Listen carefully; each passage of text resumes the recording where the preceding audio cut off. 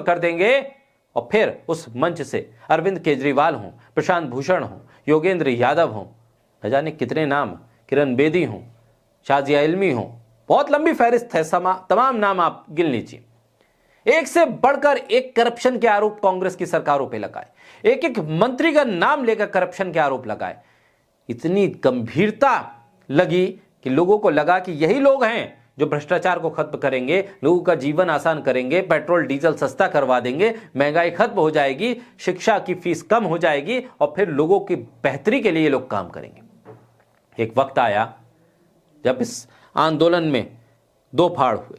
कुछ लोग एक साइड चले गए जो ये कहने लगे कि अरविंद केजरीवाल मोनोपोली चलाना चाहते हैं, और फिर वो एक तरह से साइडलाइन हो गए।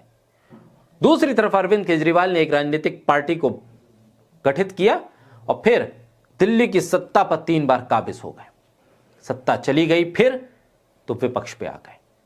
जिन नेताओं को करप्शन के आरोप पे गाली देते थे उनके साथ विपक्षी एकता के गलबैये करने लगे, उनके साथ सीट शेयरिंग की बातें होने लगी। राजनीति का रंग लोगों ने देख लिया। और अब जब मनमोहन सिंह को आज देश याद कर रहा है उनकी पुण्यतिथि पर, तब प्रशांत भूषण, जिनका परिवार इस पूरे आंदोलन और उस पार्टी के लिए डोनेशन देने वाला सबसे पहला परिवार था, उसने लिखा, एक विनम्र, सभ्य, सुशिक्षित, नेक इरादों वाले व्यक्ति थे मनमोहन सिंह। उनकी विनम्रता, शालीनता को कमजोरी समझा गया। प्रशांत भूषण आगे लिखते हैं कि मुझे उस आंदोलन में भाग लेने का अफसोस है जिसने उन्हें बदनाम किया और एक भ्रष्ट शासन को सत्ता में आने में मदद दी। अब ये लोग पिछले 11 साल से बीजेपी के शासन में जो कुछ हो रहा है उसको करीब से देख रहे हैं, उसको अदालतों में भी देख रहे हैं, उसको सड़कों पर भी देख रहे हैं, उसको अखबारों में भी पढ़ रहे हैं, उसको चलती हुई संसद में भी सुन रहे हैं, और जो कुछ पर्दे के पीछे हो रहा है उसको भी वो जानते हैं।